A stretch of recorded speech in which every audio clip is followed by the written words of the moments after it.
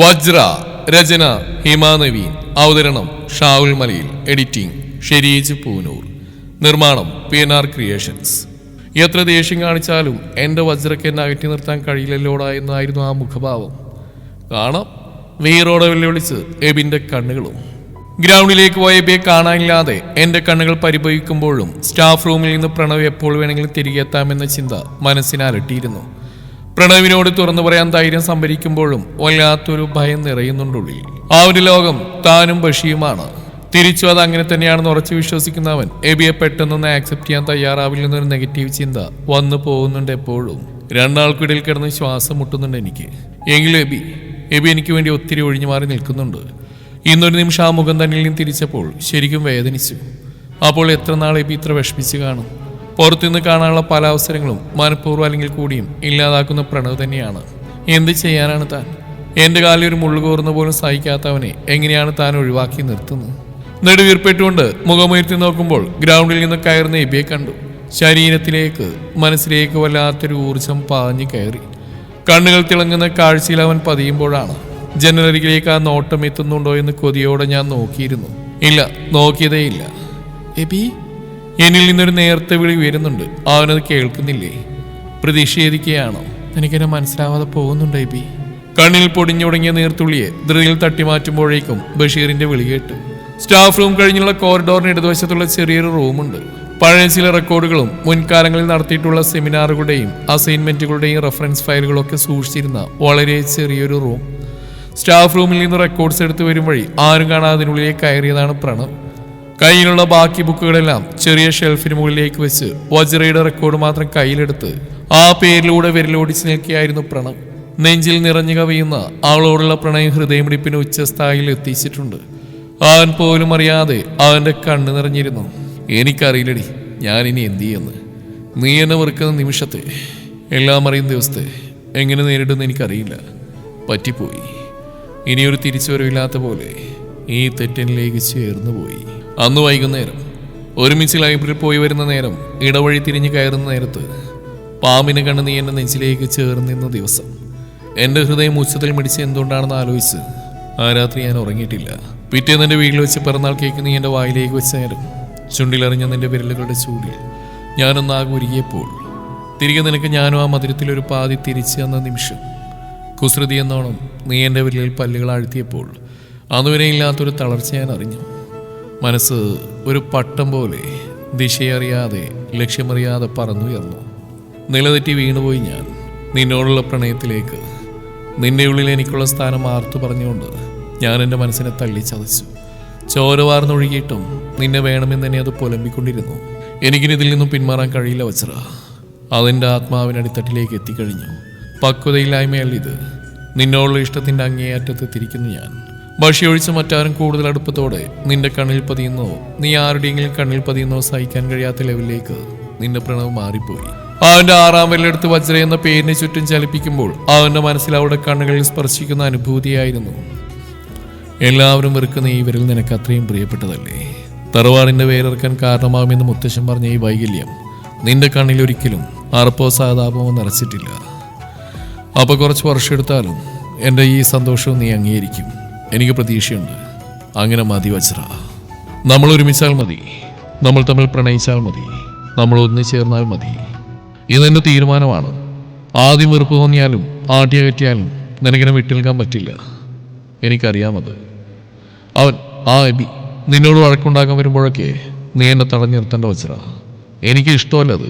നിങ്ങൾ തമ്മിലുള്ള വഴക്കെന്നെ ഹാപ്പിയാക്കുന്നുണ്ടെങ്കിലും നിങ്ങൾ ഒരുമിച്ച് കാണുമ്പോൾ എനിക്കറിയില്ല, ഭ്രാന്ത് പിടിക്കും പോലെ തോന്നുക. അതാ ഇന്നങ്ങനെ എൻ്റെ വിരൽ കൊണ്ട് നിന്റെ കുഞ്ഞു വിരലിനെ വേദനിപ്പിച്ച് അറിയാതെ പറ്റിപ്പോയതാ. വേദനിപ്പിച്ചതിന് പകരം ആ വിരലെടുത്ത് ഒത്തിരി നേരം എൻ്റെ കൈക്കുള്ളിൽ പൊതിഞ്ഞു പിടിച്ച് ചുണ്ടമർത്തണമെന്ന് തോന്നുന്നുണ്ട്. എന്തൊരു തണുപ്പാണ് നിന്റെ കൈകൾക്ക്. അറിയാതെ കണ്ണടഞ്ഞു പോയിട്ടുണ്ട് പലപ്പോഴും. നിന്റെ കണ്ണിൽ പ്രണയത്തോടെ ഞാൻ നിറഞ്ഞേൽക്കുന്ന ദിവസത്തിന് വേണ്ടി ഇനി എത്ര കാത്തിരിക്കണമെന്നറിയില്ല. എത്ര കാലമായാലും എൻ്റെ ഈ ചിന്ത എന്നെ വിട്ടു പോവില്ല വജ്ര. അതെൻ്റെ മരണം വരെ എൻ്റെ ഉള്ളിലുണ്ടാവും. ആളുടെ പേരിലേക്ക് അമർത്തിമുത്തി അവൻ നെഞ്ചോട് ചേർക്കുമ്പോഴും ഉപബോധ മനസ്സ് അവളോട് ക്ഷമ ചോദിക്കുന്നുണ്ടായിരുന്നു. പറ്റിപ്പോയടി, ജീവൻ പോകുന്ന പോലെയുണ്ട് എനിക്ക് തരില്ലേ നിന്റെ മനസ്സ്. കണ്ണുകൾ നിറഞ്ഞൊഴുകിയത് ധൃതിയിൽ തുടക്കുമ്പോഴേക്കും ക്ലാസ് തുടങ്ങാനുള്ള ബെല്ല് മുഴങ്ങിയിരുന്നു. ഇന്റർവെൽ സമയത്ത് അനൗൺസ്മെന്റ് കേട്ട് എന്റെ മനസ്സുടിച്ചു. ഇവിടെ സിവിൽ ബ്ലോക്കിലെ ഓഡിറ്റോറിയത്തിൽ വെച്ച് മനോരമ ചാനലിന്റെ ഏതോ പുതിയ ഗെയിം ഷോ ഷൂട്ടുണ്ടെന്ന് മറ്റന്നാളെന്ന്. എബിയെ കുറെ നേരം കണ്ടുകൊണ്ടിരിക്കാനോ എന്ന കൊതിയായിരുന്നു ഉള്ളു നിറയെ. നാളെ കോളേജ് അവധിയാണ്. നാളിൽ വെച്ച് കാണാമെന്ന് വെച്ചാൽ പുറത്തേക്ക് ഇറങ്ങുമ്പോൾ പ്രണവ് തീർച്ചയായിട്ടും കൂടെ ഉണ്ടാവും. ആകെ പോകുന്നത് വായനശാലയിലേക്കും പ്രണവിന്റെ വീട്ടിലേക്കുമാണ്. അച്ഛന്റെ ബന്ധു വീട്ടിലൊന്നും സമപ്രായക്കാർ ആരുമില്ല. കസിൻസൊക്കെ വിവാഹം കഴിഞ്ഞ് വിദേശത്താണ്. നാളെ എബിയെ കാണാനുള്ള ചാൻസ് ഒക്കെ ഉണ്ട്. എബിയുടെ ഇടവകപ്പള്ളിയിലെ ഏതോ വലിയ പ്രമാണി ഇടവക പൊന്നിനെ കുറിച്ച് സമർപ്പിക്കുന്ന ചടങ്ങും ചെറിയ പരിപാടികളൊക്കെ ഉണ്ടെന്നറിഞ്ഞു. നാട്ടുകാരുടെ മൊത്തം സഹകരണത്തോടെയാണ് എബിയും അവന്റെ പപ്പയും അമ്മയും വരാതിരിക്കില്ല. പോകണമെന്ന് മനസ്സുവല്ലാതെ കൊതിക്കുന്നുണ്ട്. അവരെല്ലാം പരിചയപ്പെടണമെന്നുമുണ്ട്. പക്ഷെ കൂടെ പ്രണവുണ്ടെങ്കിൽ അവന് ഇഷ്ടപ്പെടില്ലെന്നും. വല്ലാത്തൊരു നിരാശ പൊതിഞ്ഞ് നെടുവീർപ്പെട്ടുകൊണ്ട് എന്ത് ചെയ്യുമെന്ന് ആലോചിച്ചിരിക്കുകയാണ്. പ്രണവിനെയും കൂട്ടി അരികിലേക്ക് വന്നിരുന്ന് ബഷി ആ കാര്യം എന്നോട് പറയുന്നു. മനസ്സൊളിപ്പിച്ചു വെച്ച സന്തോഷത്തിൽ ത്രസിച്ചുയർന്നു. അവന്റെ ചേച്ചിയെ പെണ്ണ് കണ്ടുപോയ ചെക്കനെ കുറിച്ച് അന്വേഷിക്കാനും മറ്റു കാര്യങ്ങൾ നേരിട്ടറിയാനും അയാളുടെ നാട്ടിലേക്കും ജോലി സ്ഥലത്തേക്കും മറ്റും പ്രണവിനെയും കൂട്ടി നാളെ പോവാൻ തീരുമാനിച്ചുവെന്ന്. ബഷിയുടെ കാര്യമായതുകൊണ്ട് പ്രണവിനത് സന്തോഷമുള്ള കാര്യമാണ്. അവന്റെ പെങ്ങൾ ഫാത്തിമ എന്ന ഞങ്ങളുടെ പാത്തു ചേച്ചി എനിക്കും പ്രണവിനും കൂടെപ്പിറപ്പ് തന്നെയാണ്. നാളെ പോവാനുള്ള ടൈമും കാര്യങ്ങളും എനിക്കരികിലിരുന്ന് ഇരുവരും സംസാരിക്കുമ്പോൾ എന്റെ മനസ്സ് എബിയുടെ ഭംഗിയുള്ള ആ കുഞ്ഞു ചിരിയോർത്ത് പാറി പറക്കുകയായിരുന്നു. എബി, പിശുക്ക് കാണിക്കുന്ന ആ ചിരി നാളെ ഒട്ടും പിശുക്കാതെ ഒന്ന് കാണാൻ പറ്റുമോ? ഡെസ്കിന് മുകളിലേക്ക് മുഖം ചെരിച്ചു വെച്ച് എന്റെ ചുണ്ടിൽ വിരിഞ്ഞ ചിരി സമർത്ഥമായി മറച്ചു വെക്കാൻ എനിക്ക് കഴിഞ്ഞു. വൈറ്റ് കളർ ട്രെൻഡി കൂർത്ത് ധരിച്ച് കസവും മുണ്ടുകൊടുത്ത് കണ്ണാടിയിൽ സ്വയം വിലയിരുത്തുകയായിരുന്നു എബി. ഇന്ന് നീ ആ പരിസരത്ത് വരുന്ന എനിക്ക് നന്നായിട്ട് അറിയാടി. വാ, നീ വാ, ആ വേതാളത്തിനെയും കൊണ്ട്. നമുക്കും ആരാധകരെ കൊണ്ടെന്ന് നിന്നെ ഒന്ന് കാണിച്ചു തരാൻ ദൈവമായിട്ടൊരു അവസരം തന്നാ ഇത് ഞാൻ മുതലാക്കും. കുശുമ്പ് കുത്തി നിന്റെ മുഖം വീർക്കുന്നത് എനിക്ക് കാണണം. അവഗണനയുടെ വിഷമം എൻ്റെ പൊന്നുമോളം നന്നായിട്ട് അറിയണം. എൻ്റെ വിഷമം ആ ചങ്കിലേക്ക് കുത്തിക്കീറുമോ എന്ന് അറിയണമല്ലോ. സ്വയം പിറുപിറുക്കുമ്പോഴും അവളെ ഒന്ന് കാണാൻ തുടിക്കുകയായിരുന്നു എബിയുടെ നിമിഷം.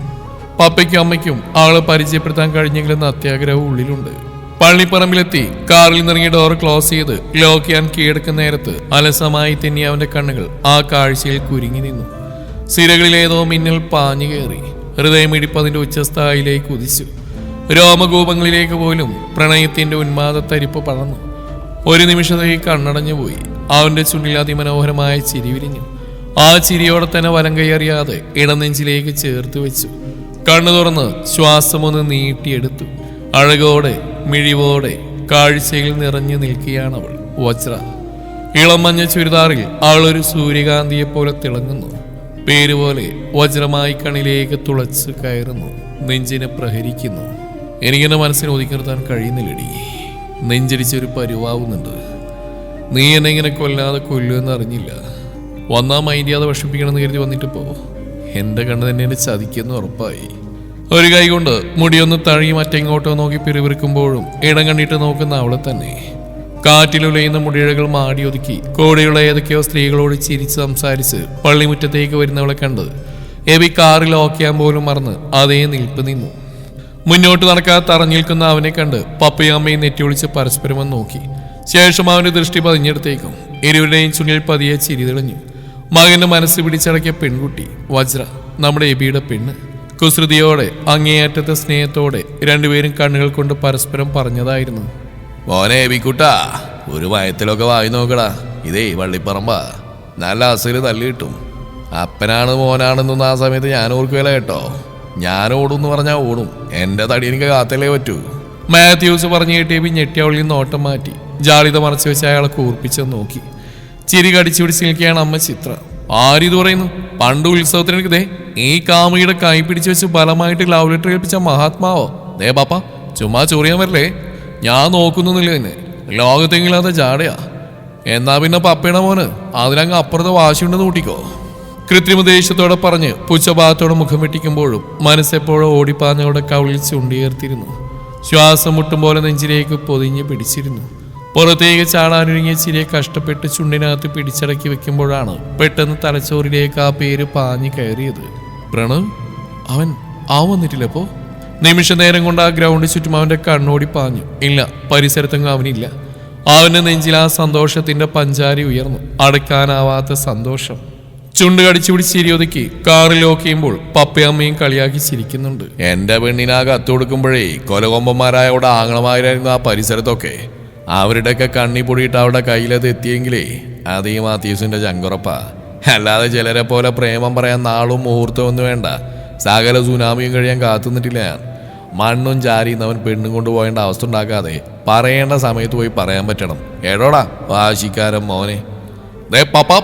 മോൻ കൂർപ്പിച്ച് പിടിച്ച് ദേഷ്യത്തോടെ നടക്കുന്ന എബിയെ കണ്ട് മാത്യുവിന് ചിരി വന്നു. ചിത്രയാളെ കണ്ണു ചുരുക്കി മതിയെന്ന് കാണിച്ചിരിക്കുന്നുണ്ട്. പിണക്കം ഭാവിക്കുന്നുണ്ടെങ്കിലും എതിർഭാഗത്തു നിന്ന് വരുന്നവളിലേക്ക് ഇടയ്ക്കിടെ ഇടം കണ്ണിട്ട് നോക്കുന്ന എബിയെ കണ്ട് കുസൃതി ചിരിയോടെ മാത്യു അവന്റെ തോളിലൂടെ കൈയിട്ടു. മുമ്പത്തേക്കാളധികം സുന്ദരിയായിട്ടുണ്ടല്ലോ എൻ്റെ മരുമോള്. മിസ്റ്റർ എബിൻ മാത്യൂസിനെ മാത്രം കാണാൻ തന്നെയുള്ള വരവാണിതെന്ന് തോന്നല്ലോ മോനെ. ചെവിയോരം വന്ന് പപ്പ പറഞ്ഞിട്ട് ഉള്ളിലാകെ പരന്നൊഴുകുന്ന സന്തോഷം പുറത്തു കാണിക്കാതെ കണ്ണും പുരികങ്ങളും ചലിപ്പിച്ച് താല്പര്യമില്ലാത്ത ഭാഗത്തോടെ മറ്റെങ്ങോ നോക്കിയാണ് നേപ്പിക്ക് തന്റെ ഉയരുന്ന ഹൃദയമിടിപ്പ് കാതിലേക്ക് കേട്ടു തുടങ്ങിയിരുന്നു. പതിയെ കണ്ണുകളവിലേക്ക് അടുത്ത അതേ നിമിഷമാണ് വജ്രയേബിയെ കാണുന്നത്. ഇരുമിഴികളും കാന്തം കണക്കി ഒട്ടിച്ചേർന്ന നിമിഷം ഉള്ളിലെ തീരുമാനം ഓർമ്മയിലേക്ക് വന്നേപ്പിൻ ഇഷ്ടമില്ലാതിരുന്നിട്ട് കൂടി പെട്ടെന്ന് തന്നെ നോട്ടം വെട്ടിച്ച് സ്വയം ഒന്ന് പിടഞ്ഞു. എതിർദിശയിൽ നിന്നും പരസ്പരാഭിമുഖമായി നടന്നുകൊണ്ടിരിക്കുന്ന ആ നിമിഷങ്ങൾ കണ്ണും മനസ്സും തുടികൊട്ടുന്നു. പരസ്പരമുള്ള ഇഷ്ടത്തിന്റെ തീവ്രഭാവം പേർന്ന ഇരു ഹൃദയങ്ങളും ഒരു തുറന്നു പറച്ചിലുള്ള നിമിഷങ്ങൾക്കായി വെമ്പുകയായിരുന്നു. അകലെ നിന്ന് നടന്നു വരുന്ന എബിയെ കണ്ട് ഉള്ളാകെ നിറയുന്ന സന്തോഷം മുഖത്ത് വരാതെ ഒളിപ്പിക്കാൻ ഞാൻ എത്ര ശ്രമിച്ചിട്ടും കണ്ണുകൾ ചതിക്കുന്നു. എനിക്ക് തന്നെ അറിയാം, എൻ്റെ കണ്ണുകൾ അവനെ കണ്ട് തിളങ്ങുന്നുണ്ട്.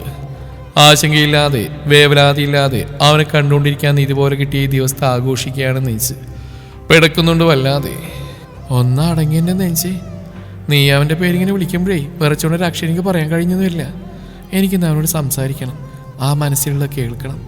ഇഷ്ടമാണെന്ന് അവനെ കണ്ണിൽ നോക്കി പറയണം. അവൻ്റെ സന്തോഷത്തോടെയുള്ള ചിരി കാണണം. ഇത്രയും നാൾ കൊടുത്ത അവഗണനയ്ക്ക് പകരമായിട്ട് എനിക്ക് ആ മുഖത്ത് നോക്കി നിൽക്കണം കുറേ അധികം നേരം. ആത്മധൈര്യം സംഘടിപ്പിച്ച് ശ്വാസം ഒന്നാഞ്ഞു പുറത്തേക്ക് എടുത്തുകൊണ്ട് ചിരിക്കാൻ തുടങ്ങുമ്പോഴാണ് അവൻ മുഖം തിരിച്ചത്. നെഞ്ചിലൊരു വേദന കൊള്ളിയാൻ പോലെ മിന്നി. പ്രതിഷേധമാണതെന്ന് മനസ്സിലാവുന്നതിന് എനിക്ക്. കാണാൻ ഇത്രത്തോളം കൊതിച്ചു വന്നിട്ടിപ്പോ ഇതാണ് അവസ്ഥയെങ്കിൽ എന്തു പറഞ്ഞൊന്ന് കരക്കടിപ്പിക്കും എൻ്റെ പൊന്നു ദൈവമേ. കൂടെയുള്ള ആൾക്കാരെ ശ്രദ്ധിച്ചപ്പോൾ മനസ്സുവല്ലാതെ തുടികൊട്ടി. മാത്യൂസങ്ങളും ചിത്രാന്റിയും ഇരുവരുടെയും മുഖത്ത് തന്നെ കണ്ടതിലുള്ള സന്തോഷം നന്നായി അറിയാനുണ്ട്. ഇത് മതി കൂടെയുള്ള വാശിക്കാരനെ മരിക്കാൻ. അവര് സഹായിക്കും. പരിസരം മൊത്തം ഓടുന്നവന്റെ കണ്ണുകൾ എന്നിലേക്ക് മാത്രം എത്തുന്നില്ല നോട്ടം. കണ്ണു ചുരുക്കിയെ നോക്കി പരിഭവം കൊണ്ട് എന്റെ ചുണ്ടുകൂർത്തു. എബി വാശി പിടിച്ച് പരാതിയോടെ കണ്ണു വിളിച്ചു. പല്ലിറുമി ഞാൻ അവന്റെ മുഖത്ത് നോട്ടം തെറ്റിക്കാതെ മുന്നോട്ട് നടന്നു. അറിയാം മോളെ. അരികിൽ വന്നു അമ്മയോടെ കൈ കൂട്ടിപ്പിടിച്ച് ചോദിക്കുന്ന കേട്ട് എബി അലസമായി അങ്ങുമിങ്ങും നോക്കുന്ന പോലെ നോക്കി. ഉള്ളിലൊരു വല്ലാത്ത കുളിര്. പിങ്ക് നിറമുള്ള നെയിൽ പോളിഷിട്ട ഭംഗിയുള്ള വിരലുകൾ തന്റെ കയ്യിലേക്ക് ഓർക്കാൻ അലമുറയിടുന്ന മനസ്സിനെ ബലമായി പിടിച്ചു കെട്ടി വെച്ചിരിക്കുകയാണ്. താല്പര്യമില്ലാത്ത ഭാഗത്തോടെ നിൽക്കുന്നവനെ മാത്യൂസും മൊത്തത്തിൽ ഒഴിഞ്ഞു നോക്കി ചെവിക്കരിയിലേക്ക് നീങ്ങി നിന്നു. ഓസ്കാർ അവാർഡ് കിട്ടും ഈ അഭിനയത്തിന്. അവന്റെ ഒരു ജാട. മാത്യൂസിനെ കൂർപ്പിച്ചു നോക്കി പുച്ഛിച്ചുകൊണ്ടവൻ കാറിന്റെ കീ കയ്യിലെടുത്തിറക്കി മറ്റെവിടേക്കോ നോക്കി. തന്നിലേക്ക് തന്നെയാണ് അവിടെ നോട്ടമെത്തി നിൽക്കുന്നതെന്ന് കൺകോണിലൂടെ കാണുമ്പോൾ ഉള്ളിലൂടെ വല്ലാത്തൊരു തണുപ്പ് പടരുന്നുണ്ട്. പക്ഷേ പരിഭവത്തിന്റെ കനൽ കൊണ്ടത് മറച്ചു പിടിച്ചിരിക്കുകയാണെന്ന് മാത്രം. മോളൊറ്റക്കാണോ വന്നേ? പപ്പയുടെ ചോദ്യത്തിനുള്ള ഉത്തരം കേൾക്കാൻ അവരെക്കാളും അധികം കാത്തിരുന്ന എബിയായിരുന്നു. അതെങ്കിൽ ഞാൻ ഒറ്റയ്ക്ക് വന്നേ. അച്ഛനും അമ്മയും അച്ഛൻ്റെ ഓഫീസിലാണ്. ഒരാളുടെ കല്യാണത്തിന് പോയതാ. ഉച്ചക്കുമ്പേ എത്തും. ഇതൊക്കെ ഒന്ന് കാണാനെന്ന് കരുതി ഞാൻ പോയില്ല. എബി ഇടം കണ്ണിട്ട് നോക്കി പറയുമ്പോൾ പള്ളിമണിയുടെ ചന്ത നോക്കി നിൽക്കുകയായിരുന്നു അവൻ. ചുണ്ടിലൊരു ചിരി കളിക്കുന്നുണ്ടോ എന്ന് തിരയാൻ ശ്രമിച്ചു. അതിന് മുഖം തരണ്ടേ. ചെറിയ ചിരി വന്നുപോയി. ഇന്ന് മഴ പെയ്യോ പപ്പാ? അല്ല, കൂട്ടുകാരില്ലാതെ ഒറ്റക്ക് നടക്കാനുള്ള ധൈര്യമൊക്കെ ചിലർക്ക് വന്നിട്ടുണ്ടല്ലോ. ഇനിയിപ്പോ ഇടിച്ചൂത്തി മഴ പെയ്താ ഞാൻ ഈ ഒരുങ്ങിക്കെട്ട് വന്നൊക്കെ വെറുതെ ആവൂലേ? ഇന്നാട്ടിലെ സകല സുന്ദരി കുട്ടികൾ ഇന്ന് ഈ പള്ളിമുറ്റത്തുണ്ടാവുന്ന ഒറ്റ പ്രതീക്ഷയില്ല.